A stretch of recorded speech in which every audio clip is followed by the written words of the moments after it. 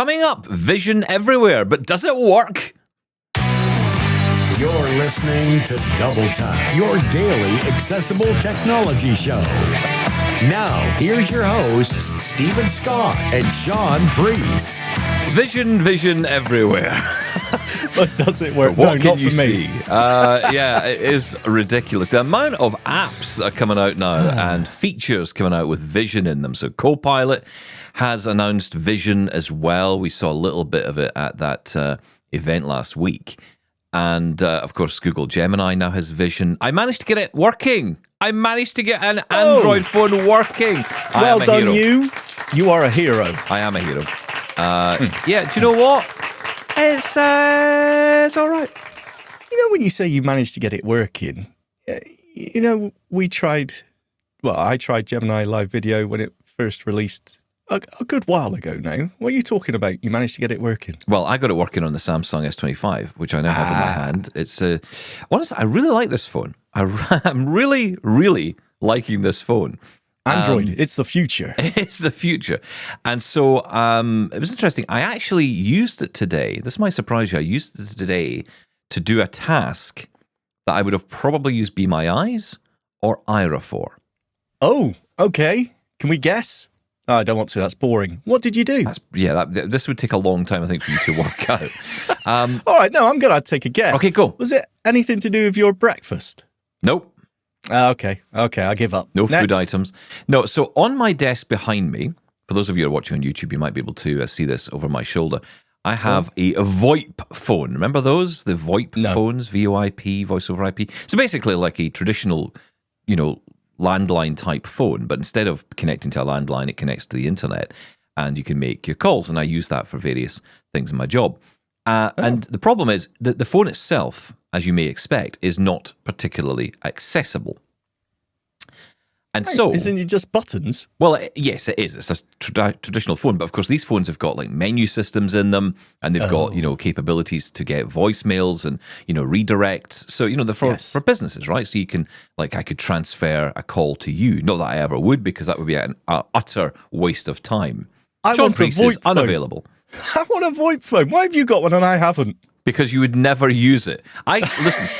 Can we talk about Outlook? Point. Let's talk about Outlook, shall we? Let's talk about you and Outlook, because I have said to you, I don't know how many times, I am prepared to spend money on Remote Incident Manager to sit and fix your computer for you. Doesn't work. But you will not let me. Doesn't work. I'm not letting you in my computer. That would be terrible. You always let me in your computer. What are you talking about? I do, yes. Okay, we'll get that fixed. Somehow. All right, yes, sorry, carry on. So your VoIP phone. VoIP phone was sitting there, and I wanted to check if there had been any missed calls. And what I was told when it was set up is that when there's a missed call, there's a blinking light on it. Now, of course, that's not much use to me. And also my question is, okay, now if there's a blinking light going on, is that on all the time? Is that doing it all the time? And that could get quite irritating, and especially considering it's in view of the camera here when I'm doing the show. I don't want people distracted by a blinking light. Of course not. They should be looking at you and only you. Absolutely. So I thought, okay, let me ask Google Gemini. So I did the usual. I set it up this morning. I got the phone set up and, opened up the Google Gemini app. And there's a camera button now, and you just double tap on the camera button. You got to go through the first time. You got to go through all the, accept the terms and, give your life rights away. A Time Life movie or whatever it is will be coming soon.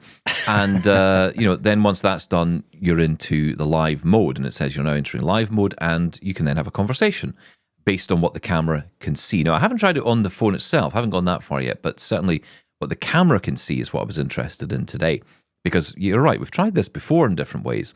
But yeah, this is actually built into the app. So there I am, and I did the classic, well, where's my cup? Because I always love to ask, where's my cup? And it said it was on the left side of my desk. Now, I will say, I did say I'm blind. So I said, you're going to have to give me a bit more information than just, there's a cup on the desk. Going to tell me where it is. So it said it was on the left side of the desk in front of the speaker. Now, again, if you're watching this on YouTube, you will see that on the left side of my desk, in front of the speaker, is where my mug sits. Okay. And it said it was sitting on a coaster, which it is. It's actually an Ember mug. I'm going to talk about that next week, actually. Please don't. Yeah, it's my self-heating mug. Keeps your coffee warm to a temperature predefined by an app. Oh, so nice. But anyway, we'll get into that later. But yeah, that is exactly what the mug was. Now, I then moved the mug across the table and said, is my mug still where I left it? And it said, yes, it is. It is sitting in the coaster. I said, no, it's not. Caught you out. And it said, my bad. You must have moved it. I'm like, hang on a minute. You're the one with the eyes. You're supposed to tell me. You know, I keep laughing at you about your coffee mug test, but actually it's perfectly valid. You're right. Yeah. I mean, why didn't it pick it up? And imagine it's telling me it's still where I left it, which of course it isn't. Yeah. You know, this all stems, you know, people always wonder why I go on about the mug thing. I used to work somewhere where and someone was trying to help, and I know they were trying to help me, but every time they'd come up to my desk, they'd move my cup or my mug because they'd think I was going to knock it over.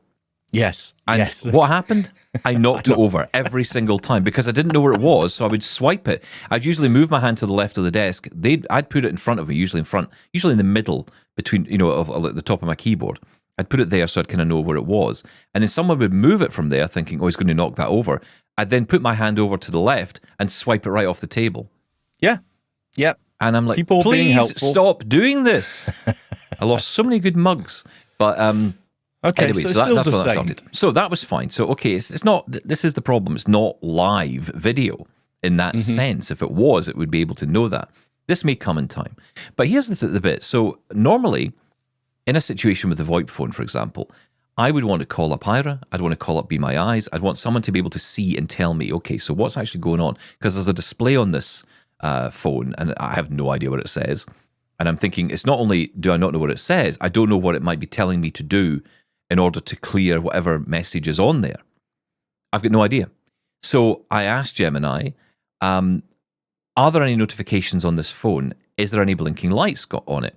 And it said, yes, there is a blinking light and there's a notification on the screen saying there's been a missed call. So I said, okay. Missed.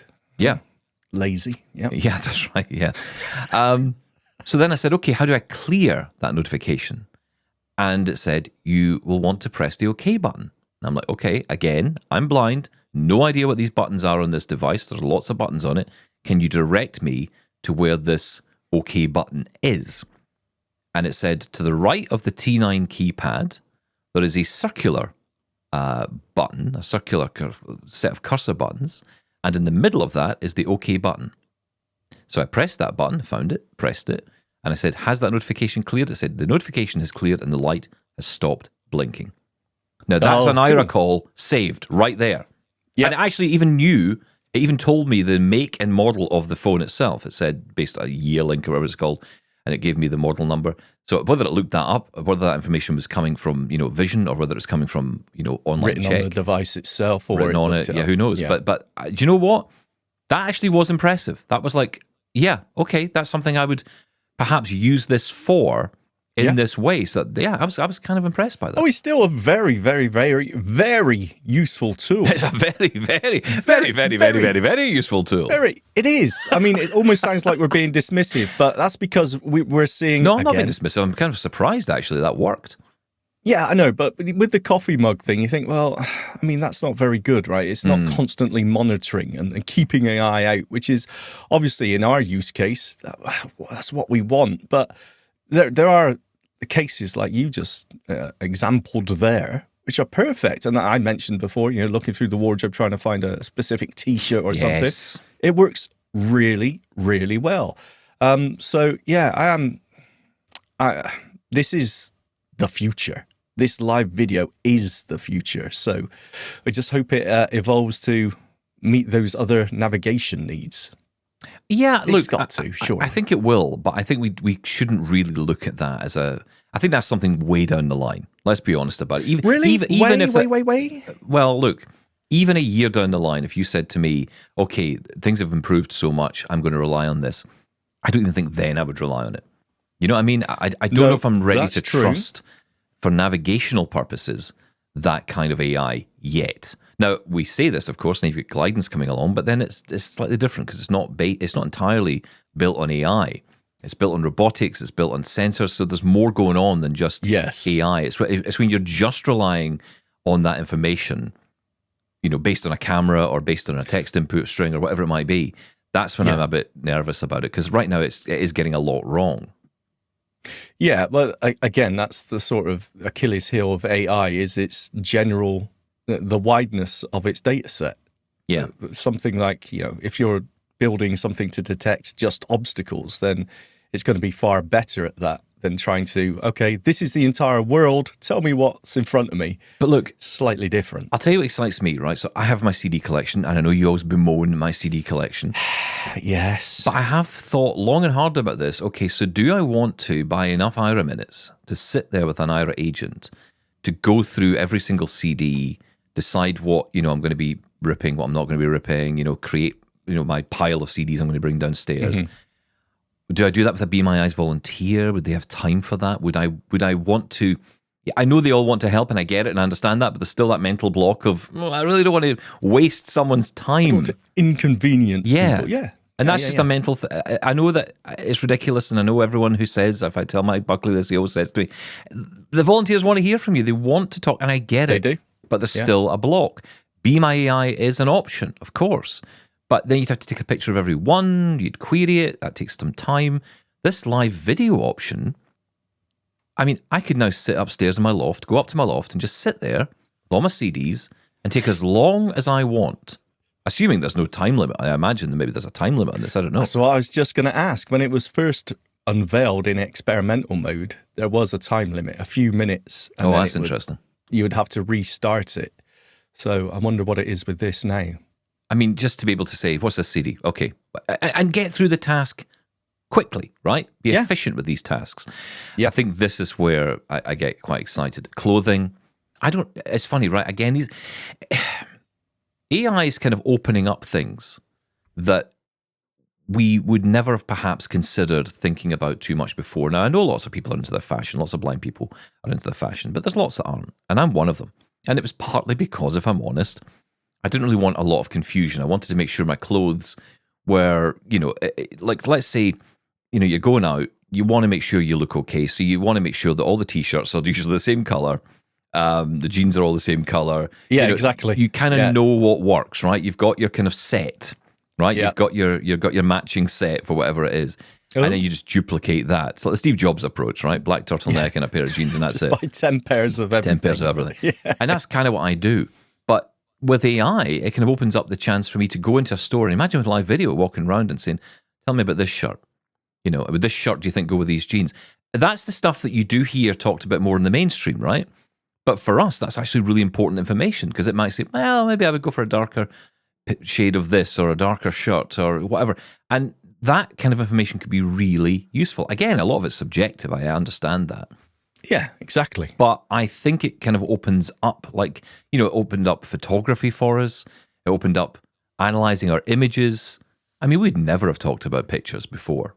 We were thinking about it before AI, right? Was kind of using, had the ability to describe the image itself. We would never have bothered with that. Yeah, no, you're absolutely right. And again, potential. You're right. It's getting closer, though. I mean, here it is. So this is available, just in case you're thinking, hang on, where did I get this? At the moment, it's on Pixel 9 and Samsung S25 phones, specifically those devices. But it is coming to other Android phones. No mention of iOS yet. Is it not in the app already? I'm sure it's in the iOS app. I will check that up. I don't think it is. No, I don't think so. And Copilot Vision, I have no idea where that is. I mean, I'm seeing people demonstrating it. You sent me a video last night on WhatsApp, and I was having a look at it. But I can't find this anywhere. And when I ask Vision, or Copilot, I should say, about Vision, it kind of gets a bit defensive. It's like, I can't talk about that. It's as if Satya Nadella's looking over its shoulder. It never talks about what features it does or doesn't have. No. Right. But now, I'm actually arguing with it this morning, saying, I've just watched a video on The Verge where it's demonstrating this feature. So where is it? I don't know. Yes. No idea. I don't know what you're talking about. It's like almost, you know what it's like? It was like a Shaun response. Yeah, I don't know. It's cool. Mm-hmm. I don't know where it is or when it's coming. The point is that they're all getting this, right? ChatGPT has this, Copilot has this. I say has this as in it's coming very soon or it's already there.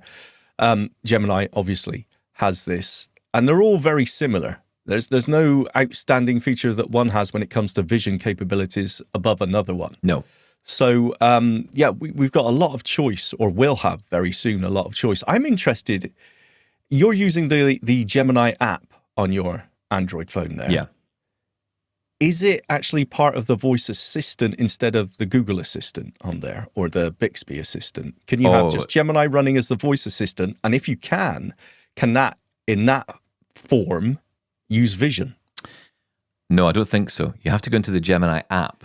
Yeah. Okay, that's a shame. You can, of course, use, and it does have, by default on that phone, this phone here, it certainly has Google Gemini as the default assistant. Yes. Which is great. But and there's probably more you could, because the thing is, unlike the other one, unlike, dare I say, her name, Siri, it just comes up with, essentially, you ask a question and that's it. But there's more information on screen. So you can navigate around the screen and find lots more information within the assistant box. So there's more information available to you. You can sort of swipe and scroll through when it comes up. I didn't see anything about video, though, so I don't think so. I think I opened up the Gemini app to get into that. But even when you go into the app, you still have to select the camera, double tap that to go into that particular mode. In the same way you can with GPT or ChatGPT, right? Yeah, they're all pretty much the same. I think we're getting to that point. If you look at some of these now, you can actually pick the model you want to use, right? At Gemini, you've got the 2.5 Flash, you've got advanced mode if you're willing to pay, you've got 2.0 for the free version, you've got reasoning, thinking, research. It's getting really complicated. I think it's time that they just streamlined all this. I think ChatGPT actually did mention this, that they are going to, because ChatGPT is even worse. But, I want to just either type or talk. That's it. Just have two buttons there. So if I can't talk, I want to type to it. If I find the conversational mode just so much easier, and the interaction is absolutely amazing. But let's build all that in. If I ask, hey, what's this in front of me? Then automatically, let's turn the vision on. It shouldn't have to be, I need to pick beforehand. I think, a lot more work on the interface is needed. Yeah, we're still very young in this. We're going to get there. It is all going to get there. And, you'll be able to set your preferences, I would imagine, and say, always use video. But then again, it's, it might not be appropriate always to open up video all the time. That's the other side of it. There might be environments where, God, where would you be? Let's say a public bathroom. You don't want suddenly the camera popping up into life. That could cause a lot of upset. It only actually turns on when you say, what is in front of me? Like the look and tell feature, as it used to be over here in the UK, but as other people have access to. When you say look and tell, it takes a picture. Well, it can be exactly the same. It's up to you to reason if it's appropriate to use it or not. Interesting times, though. I'm glad it's there. It feels like, I know ChatGPT's been there for a little while, but, it was kind of nice to see it within Gemini and see it open up. I actually kind of, it's an interesting tale, the story of Google and AI, because, well, I think so. And I think, I bemoan Apple Intelligence. But then if I think back, Google had Bard. That was what it was originally called. Gemini was originally called Bard. And it was dreadful. And many people said that Google were doomed because if this is where it's going, it wasn't good enough. Oh, yeah, you're right. It was terrible. It was all bad. It was all Bard. And we were asking the question, why is it so bad? Like the kings of search, right? The kings of search couldn't get information search right. For decades. Yeah, why is it so bad? But and then they turned it around. Right. They totally turned it around. And that rebrand was actually a really smart move. Whether that was the intention or whether that was a last-minute handbrake turn, I don't know. But either way, it was a smart move. I actually prefer the name. I hated the name Bard. That just seemed ridiculous. I know, too confusing. Can I say, it's amazing the arguments you get into with AI. I've always said, technology as emotional support or companionship. That's ridiculous. It's a terrible idea, yeah. Sarah and I were talking to Copilot yesterday because Sarah is wallpapering a bedroom. She's going to do it herself, right? Okay, fine. And so Sarah has no vision, right? No vision, no, that's right. We bought wallpaper that doesn't require matching, some sort of linen, glittery, I don't know, but you don't have to match it, so that's fine. And it's this way of you put the paste on the wall right on the back of the paper. Okay. And so we were asking all questions about wallpapering. And when Sarah says, actually, that's really helpful. That's really good. That how do I get hold of that? That technology actually is going to take off. Yes, that's right. It was just having a conversation, and we were all chiming in and it was so responsive. The answers were good. There were a few times where, Sarah was actually responding to him by going, "Oh yeah," and then it would stop talking and go, "Hmm." It's Yes. like, okay, a bit awkward, but still, I mean, it's such an amazing technology, an amazing way to interact with technology. It still blows me away. I did quite like as well, and it's a little thing, right? But when I opened up Google Gemini Video, it said, it sounds like you've got a screen reader running. You might want to stick in some headphones because I get confused as to who I'm hearing. Very And I thought cool. that was really interesting that it identified that and responded that way. Again, these are the little wins, right? It feels like it's the little wins. And this is why I think Google are doing really well at this. But I don't, the temptation is to write Apple off at this point because you look at Apple and it's just this barren barn, essentially. From barn to barn is what I would call it, because that's what it feels like, It's just like, absolutely is. But you can guarantee they're not just sat there going, "Oh, well, that's it then." No, exactly. That's right. They're not just going, "Oh well, never mind." But they are going to be using Google Gemini within Apple Intelligence. That's probably something we'll hear more about at WWDC this year. Yes. So that will become the next option to ChatGPT, which may be the way to solve some of the issues short term. The problem is, though, it's just a conduit. I'd just probably rather go to the app. If the app's on iOS, I'll just use that. ChatGPT is already integrated into Siri already, right? But it's an extra step, And it's almost like it's like I've said before, it's like you have to ask the silly person in the store to get to the smart person. Yeah, exactly. Like VoIP phoning Stephen to talk to me. Exactly. That's right. Yeah. Feedback. Don't call my VoIP. Leave me alone. Leave me alone. But I've got to say, that did blow me away this morning. Just being able to do that with the phone like that. It's that very was nice. Kind of cool, because I thought that's a 5-minute Aira call I didn't make. To save those minutes for something else. I know. Let's get the and that's where I would use the Aira for my navigation. So it's almost like you're kind of positioning the tools, as necessary for what you need them for, and maximizing the benefit of them. We got another tool in the toolbox. Tool and toolbox. Right, let's get some emails because we get plenty of them. Email. We get email. We get your email every day. Ding dong. Here's your mail today. Okay. Hello. We're going back to the discussion on breadcrumb navigation. Love our breadcrumbs here at Double Tap. Place is covered in them. And I am sadly not in an app. Is that joke never going to go away? No. Is that even a joke? I don't think it's a joke. I think it's true, actually. Get a vacuum cleaner in here. Get a little robot vacuum on the case. Only I had one. So... Sore point for Shaun, because I've got one in my loft that was due to give him how long ago? Like 3 years ago. Still sitting there.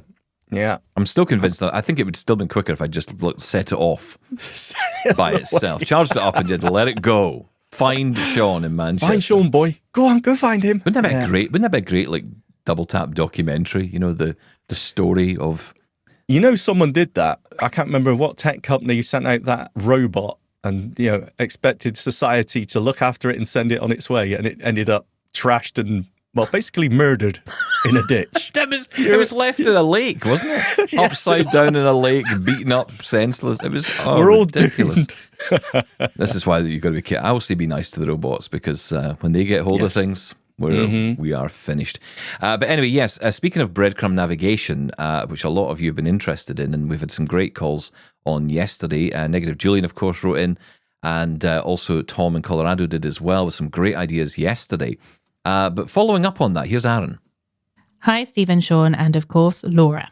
I hope you are all doing well. I wanted to chime in on the discussion about the Stellar Trek and someone having to walk with you to a destination. You actually don't have to have anybody walk with you to a destination you are unfamiliar with. You can do this yourself and drop breadcrumbs along the way yourself, completely independently. I have a Stellar Trek device and use it often for this very purpose. I like the unit's form factor and the ability to not use my phone and rely on directions tailored to my needs as a blind individual. Not to mention the fact that there are other apps on the device, such as a quick reading mode, colour identifier, door detection, etc., all of which I have access to through clicky, tactile buttons. Don't get me wrong, as a tech nerd and a digital accessibility analyst, I use apps all the time. However, there are times when I want to utilise my iPhone for communication purposes only. Call me old-fashioned, but I remember the days when we had to memorize routes for O&M training and then walk those routes in order to graduate to the next level, thus allowing us to navigate a sprawling downtown Kentucky by bus with ease. So, my ways might not be hip with the youth of today, but hey, I'm still young at 35 right now. Lol. Saying all this makes me wonder if not getting this year's iPhone 17 Pro phone would not be as beneficial for me. I have LiDAR, yet never use it. The Find My functionality with AirTags, I have them, but never use them. For things such as door detection, I can use my hearing and Trek if necessary, and my cane. Plus, with apps like Seeing Eye, taking away the instant text reading mode and combining that into a process of scanning the entire document, quick reading of mail now takes longer. Whereas I can pull out my Stellar Trek and get a quick understanding of a piece of mail without any fuss. My, how technology evolves and grows so quickly. Love the show as always and keep up the great work. Best, Aaron Linson. Aaron, thank you for that. I've got to say, I am quite intrigued by the Stellar Trek. I had one on a loan for 2 weeks from Humanware to test it out. I did struggle with it. I'm not going to lie. I found it quite difficult to understand the navigation. And I kind of put it down to user error. But I think that often the problem with these devices is they kind of come a little bit the Braille display thing, right? Kind of comes with its own secret world of knowledge as to how to use these things. And I just felt, perhaps I needed more time. So, yeah, 2 weeks isn't enough. It wasn't enough to really get a full understanding of it. And also at the time, we couldn't set up a time for someone from Humanware to come and show me how it worked properly. So I kind of parked that from a review point of view because I thought, I don't think that's fair to review a product based like that. So I have spoken to Humanware. We're going to get another Stellar Trek in hand, but I've asked them for a longer time with it and also that support with Humanware as well, because I'd really love to better understand this device and not just the navigation, although I think that's really interesting, especially the idea that you don't have. I thought that you had to have someone with you first on a route, but that's cool that you don't. But it's these other apps that you can use in it that I never really explored. So yeah, that would be very interesting, Aaron. You've kind of reignited that interest for me. Would you? Everything Aaron said there, I can't find any fault with at all. If the price wasn't an issue, if the Stellar was, let's say, $100, would there be any question in your mind that you would get it? No, I don't think there would be for me either. I mean, he makes valid points. But it's 10 times everything. that price. That's the problem. But yeah, it's purely the price. But if we talk about the functionality, I mean, I haven't used one, so I don't know. But if we're talking about the functionality from Aaron's point of view there, it makes total sense. I will say this, though. Seeing AI, the short text function, as it used to be known, or the real-time scanning of text, it hasn't gone away. You did say they combined it with the document scanning, and you're absolutely right. I find that easier because as soon as I open Seeing AI, the default is the read option, and the short text, real-time text scanning is on straight away. So I don't think it has changed to that degree. The only difference is if you want to say, okay, I want actually to OCR this document, is you just find the take a picture button and it does it, as soon as you double tap on that. So I actually think it's a better design right now. I think it also kind of proves the fact that when you make a change like that to an app, and despite the fact that they've done it with all the right intentions and all the best intentions, it can throw you, and you can feel like things have changed to the point where you can't do things you did before, but it's just a new way. But then it kind of goes back to this point about the Stellar Trek, right? I've never used this thing before. I pick it up and I'm just lost. I'm just like, I get there's buttons on it. I get these buttons do things, but I can't really understand what I'm meant to do with it. And I'm not, as you well know, I'm not a manual reader. So I'm not going to sit down and read the manual from top to bottom. Perhaps but that's I should. down on you though, isn't it? Well, it is, but then it's how I learn. I can sit and read the manual, but I guarantee you it will not make anything better for me. I've done this too many times. I've sat and read manuals and go, I still don't really understand what this is. I've read the Revo 2 manual. I'm still completely unaware as to how to use this thing effectively. So it's not that I'm unable to read it or understand it. It's that I just can't seem to put that into actions. I'd much rather sit with someone I am with and you. go through it. I get that. But I read the manual initially and it gives you the ideas, the concepts of how it works, the process of it, the actual practicalities. That's I've got to the go back thing. to and read it a few more times as it's in my hand, as I'm doing it. To say, oh, right, I get you now. I need to be talked through something rather than, and this is why I think, That's true. I saw something that, I don't know what specifically it was, but Google Docs, I think it's part of the whole G Suite of products. You can now have Google Docs turned into podcasts. So I guess this is cool. through the Notebook LLM. And I kind of think that this is cool, right? So if you had a manual that you could just listen to in that conversational way, of course, the key here is the information has to be accurate. It can't be a situation like I got with ChatGPT that night when I was asking about the Drevo 2 and it was just coming up with absolute garbage. Oh, you press L3 and you press L4. And I'm like, okay, cool. Nothing happened. Yeah. Because it was just garbage. I agree. So that's the challenge. But no, I am intrigued by the Stellar Trek. I think I'd be very keen to test that out. And Aaron, maybe when I get mine, we'll get you on and you can talk me through it here on the show. But certainly I'm going to be speaking to a representative from Humanware when I get it, because I really want to understand this device. It could well be, this amazing. I feel it's going to unlock a level for me, but I just don't know what that level is. And I don't know what the level is, what it entails, how good it will be. So we shall see.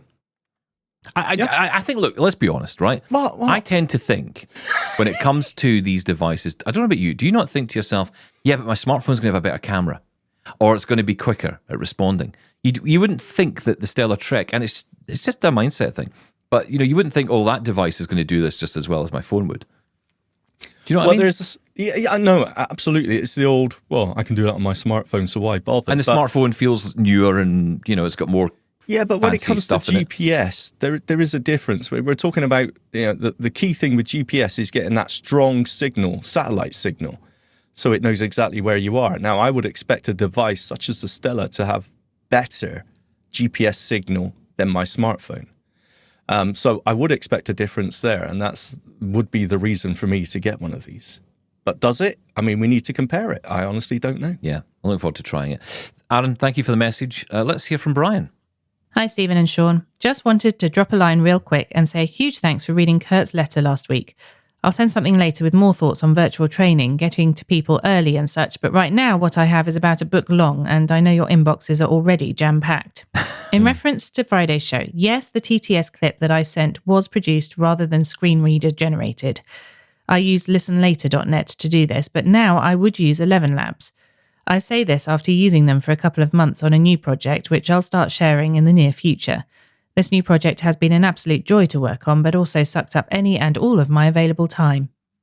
I have been on quite a Shaunapalooza lately, between Double Tap and catching up with Technically Working, and that amazing episode and some older Audio Pizza episodes. Pretty much all of it is pure gold to me right now with what I'm trying to accomplish auditorially as I explore and learn Reaper. So thank you for sharing. Have another amazing week. Brian Clark. Thank you, Ryan. Brian, again, that's one of the emails that's been in there for quite a while. Yeah. I think Brian was demoing the audiobook reading. I remember the clip he sent in, I think. And look, we've talked about TTS and audio narration before, and it's the voices are just getting amazing now. So it's definitely something to look forward to. When it comes to Reaper, we're with you, Brian. Me and Stephen have made a pact that we're going to have another go at Reaper. But we'll have to help each other out on that. It feels like some kind of support network is required for this. And I don't know why, again, it just feels like, it's a whole new world to learn. And actually, the truth is, once we get into the first few steps of it, it's like everything else. It's like you're saying, the way I learn is once I've got the concept of something, I'm kind of off and running. Like it took me ages to really get to grips with Final Cut Pro video editing with VoiceOver. And it was more because in my head, I was just visualizing the app. And again, you've got to stop doing that, haven't you? You've got to stop that and just listen. Yeah. Learn to navigate the app by VoiceOver. And suddenly, I'm getting through edits in no time. I'm actually faster editing now with VoiceOver than I ever was. Now, my edits are basic. They're top and tails. I'm not, going through and, cutting up Toy Story 4. That's not what I'm doing. But the basic edits I'm doing, maybe adding a graphic at the end where, at the end of the show, it says, watch next or whatever on YouTube. I can. These are all preset things, right? I've got all these assets, so I can just put them into the show. Really easy. In fact, I'll maybe do a little video one day and I'll show you how I actually put the show together. It's actually really easy. That'd be cool. Yeah. It's really easy, honestly. But again, this could show you how you could do stuff if you wanted to make your own, even with iMovie. And then there's Clipchamp is the one that everyone talks about on Microsoft, which again is accessible. You do need a fairly good machine to get the best out of it, but it's accessible. And they've got great documentation on Microsoft's website about it. So yeah. Okay, thank you for that, Brian. I really appreciate it. Let's hear from Alison. Hi, Stephen and Shaun. It's Allison in Ohio. I just finished Adolescence, and my goodness, that was disturbing and really powerfully done. I read that they had done it all in one take, and I think that really added to the realness and rawness of it. That's going to stick with me for a while. Also wanted to let you guys know that TJ, my husband, and I each ordered a pair of the EchoVision smart glasses from Agiga. So I suspect we're pretty far down the pre-order list, but I'm hoping we'll get them sometime in the summer, and we'll definitely let you know how we get on with them. Couldn't really pass it up in the end. I had a code from a video, and we got them for $4.29 US each. And that's with a free software subscription. And I was thinking about it. I have a pair of the Envision glasses, and they're fine. I mean, I feel like they're getting a bit slow with the old hardware that they're using. But I just thought, I would have to pay $200 a year for, the rest of the life of the glasses to keep that software up to date, and to pay just $4.29 once and get free software subscription forever. Now, not everybody's going to get the free subscription, but with this pre-order price, I just couldn't pass it up. So we'll let you know how we do. Hope you guys are having a great Friday, and we'll talk to you soon. Well, that was convenient that it is Friday, and that message also came on a Friday. That rarely ever happens, but thank you, Alison. That worked out rather well. But yeah, you bought the EchoVision Gigas. I'm excited for you. Yeah, I can't wait. Let us know when you do get your hands on them, and record some demos. That'd be amazing. It's funny. We've both been trying out the Envisions since the updates to their AI assistant Ally. We've been trying the Envisions out. And you mentioned you thought actually they were more responsive. I did, yeah. I mean, certainly from the original, what you would class as pre-Ally, although in saying that, they're still running the same software. You've still got the instant text and the scanning and all that stuff that's still in there, but you also got Ally as an option as well. I would say things have improved a lot. I mean, I thought the lag had gone. I was actually quite impressed how much they've managed to squeeze out of this old technology. And it is old technology now. It is. But it kind of also shows you the power that's actually inside these glasses. You would think, even after all these years, that technology is, no use anymore. But actually, they're able to squeeze quite a lot out of it, and they've really worked hard on that. So it's good. I think the problem is, you're right. If you're thinking of buying them today, and I still see people on forums on Facebook saying, thinking of buying the Envision glasses, I don't want to discourage people from doing anything, but I would say look around, because the problem you have is you're going to pay quite a lot of money up front for those glasses, and they are older, and they're discontinued. They are now discontinued. What you're buying today from Envision, those glasses, those Google glasses, well, there's no new version of that coming, at least not to replace that you've got, with something totally new. Yeah, let's clarify with that. Google have discontinued the Google Glass glasses. Yes, Envision are still. They have no control over that. Providing them, they have a backlog of stock. So that's right. They've got stock, and they say they can. I think they've got enough to do them till the end of the year, and then they'll be able to. And I guess at that point they'll be looking to move on to something else. They're looking for different hardware. Yeah, it just makes it a hard sell. You think, well, if I'm buying this now, I'm buying these glasses, and then suddenly I've got to. What happens in a year's time? Now, look, they do say they've enough stock to support for years to come. So it's not a case of once they run out of stock, once something new comes out, that's it. Whatever you buy is dead and buried. That's not the case. They want to continue supporting on different platforms. They're not wedded to Google Glass, but that is their only product at the moment that they have. I've got to say, right? I mean, I haven't really spoken about Ally too much on the Envision glasses because it's still being updated, still being worked on. Yeah. I just, the Google Glass, I do not like the form factor. I don't like that massive right-hand arm. Yeah. With the wire frame, and I've tried it with the sunglasses frames, and I don't know. I just do not like the form factor. So there is something there. There's something about just I'm going to say a normal pair of sunglasses. That's all I want. But Well, I know there's a lot of people lots that of people say- do like them. I was talking to someone just recently who said this, that a lot of people didn't like that form factor when it came out. Now, I thought the issue with Google Glass at the time was the camera. And I still think that was a big issue. For a lot of people, it would be a case of, do I really want to have a camera in a pair of glasses? Also, the price point. It was $1,000 when it came out. Didn't make sense at the time. The apps, the features, the feature set just wasn't there. I mean, I suppose Google Glass is kind of like Vision Pro from Apple. A very expensive product. Yeah, but how long ago? But more importantly, at the time, it was built to really be for developers to buy, to develop product onto, and it never really happened at that time because they couldn't see the buy-in from the market. Who was going to buy Before this its thing? time, Who wanted maybe? it? I think so. I think it was way ahead of its time. But the style, I don't think appealed either. And even more, maybe as much now, but I would certainly say more so back then because it was such a unique design. I mean, if you went for the wireframe design, which meant that you didn't have glasses in it at all, it was a bit standout. So yes, definitely. would you walk down the street with it on? I don't know. The problem for me is, as I've said to you before, the issue I have and the reason I don't use Envision glasses as much is because I need the sunglasses element.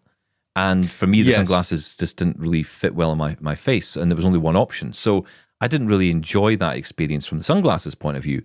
In the house, I might wear them, but I wouldn't go out with them on. And it's a shame, actually, because I'd love to try them out and about, but I just can't. So I use my Meta Ray-Bans instead.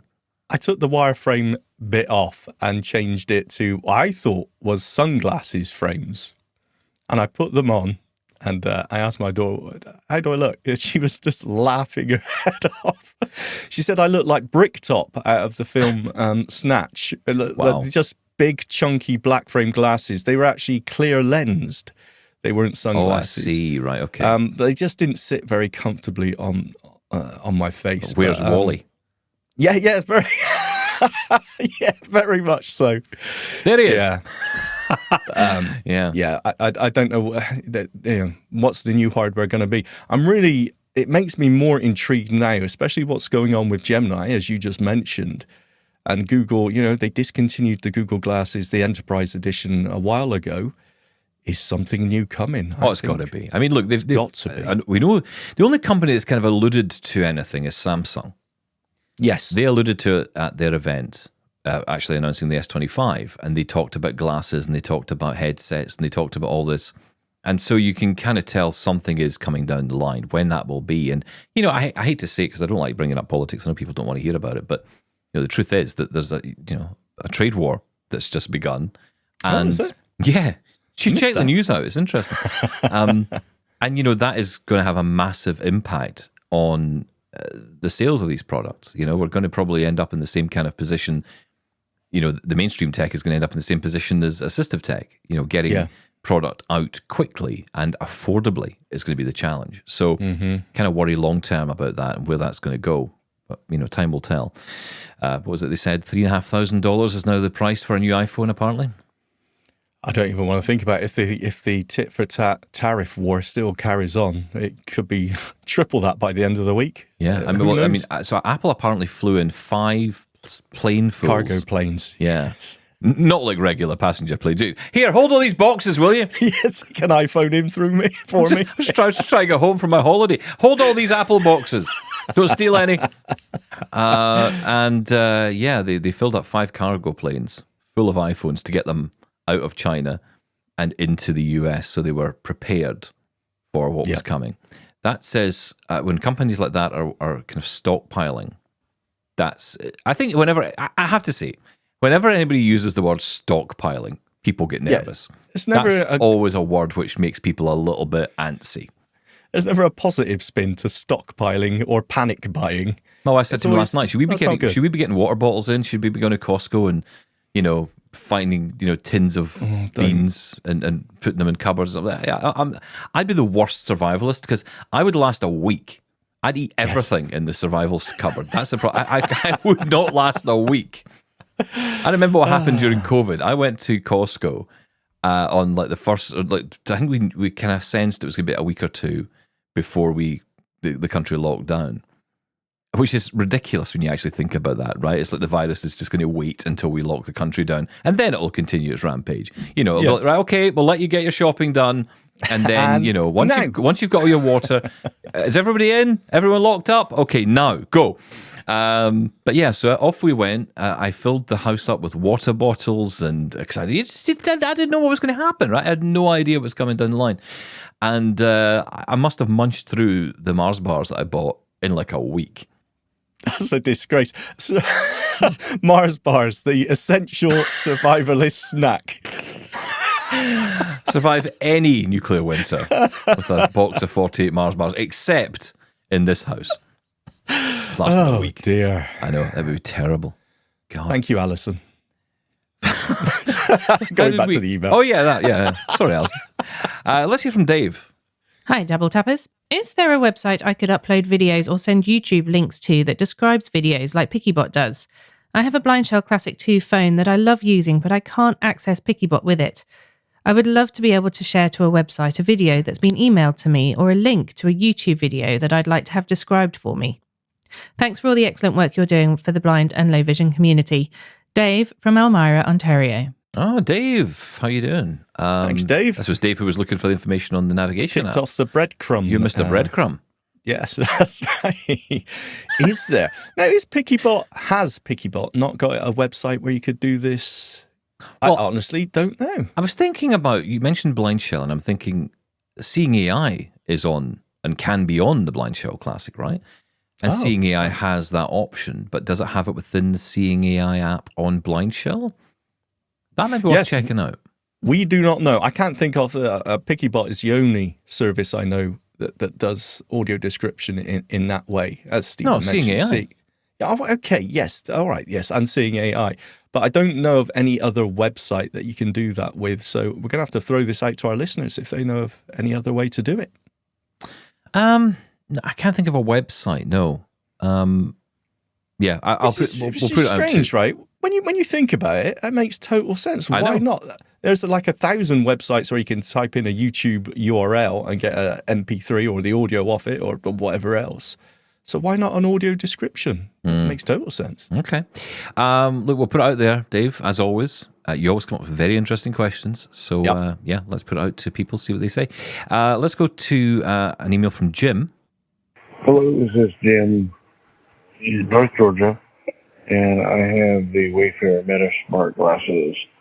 I did the update yesterday. Today's the 8th of March, and now basically I've got a glorified Bluetooth headset.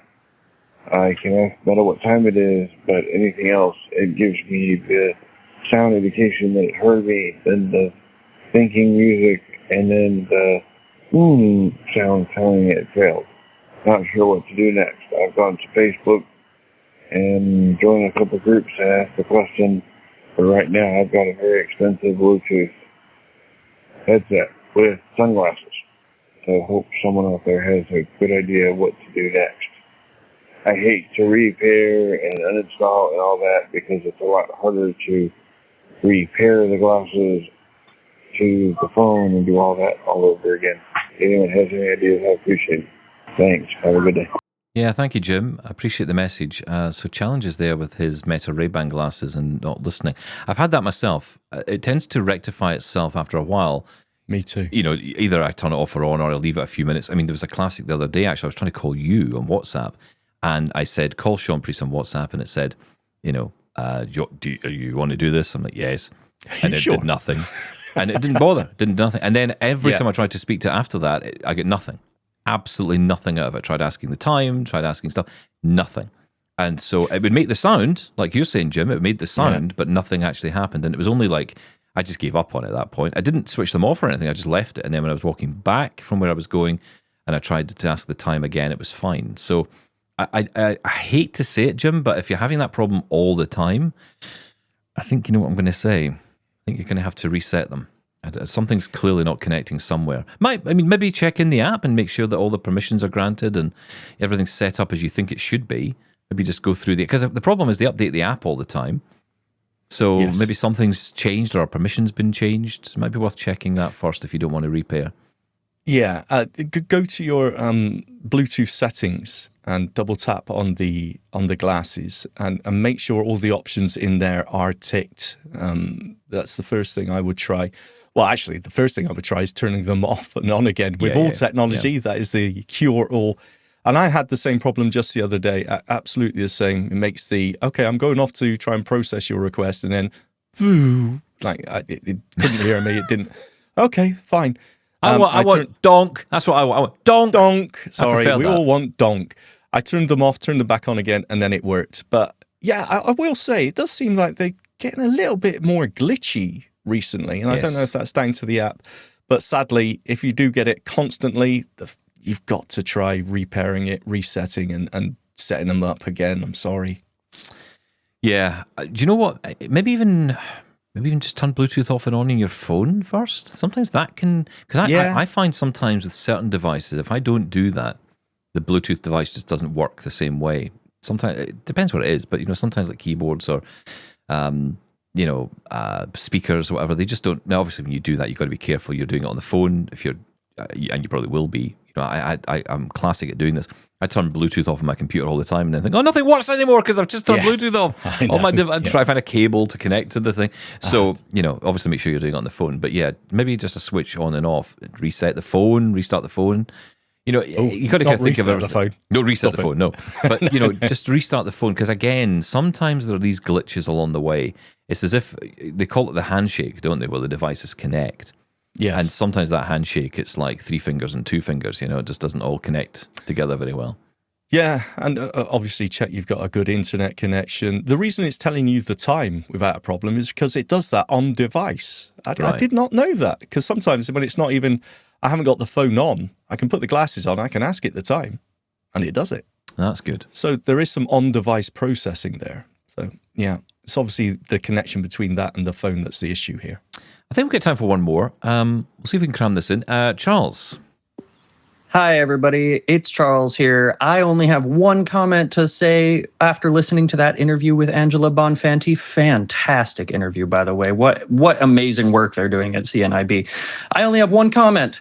Shaun, I stick my fingers in the tea too, or coffee, or whatever it is. A little burn, if it happens, mind you, is way better than the screechy, annoying liquid level indicators. Maybe there are other ones. I'm only used to like really old ones that I remember people trying to pedal off on me as a child, the ones with the big battery that you just plug into the bottom. And maybe there are better sounding ones. Maybe there are more convenient ones, but that's the one I know, and I don't use them either. I think they're way too much of a hassle. They're annoying to listen to. I will potentially use them for guests, but I can also just wash my hands right before I do it. So, fingers for me, too. Fingers in the tea. There's an episode title right there. Fingers for tea, fingers for me. For tea. I am never drinking anything out of any of your houses. I am telling you, no way. Thank you, Charles. You ask me if I am asking you for a drink, it better come in a sealed can. Keeping it real. Wow. You can get ones that buzz as well. You don't have to have the noisy ones. You get the burp. It's just the pain. Just get your little finger in there. It's fine. Oh, liquid level. How terrible. Do you remember we were going to do an April Fool's? I remember this one, yeah. We were going to do an April Fool's. We were going to do one for the bath. Yeah, we're going to the size of a backpack. you would just lay it over the side of the bath and it would tell you when the bath was full. Do you know what? As much as the whole house vibrating, yeah. Oh, we should do that next year. Okay. Oh, can you imagine? That'd be so cool. But no, look, again, it's the little things, right? The little bits of tech. And, sometimes, like you say, using it for your own cup of tea, it's fine. If a guest is in the house, I'm not doing that. I'm not putting my finger in their cup of tea. Why not? They don't have to know about it. What they don't know doesn't hurt them, Stephen Scott. I'm clean. Oh, see, you know what that's like? That's like when you go to a restaurant. You don't really want to know what goes on in the back, do you? It's like you don't want to know your hamburger fell on the floor and they just put it back on the plate.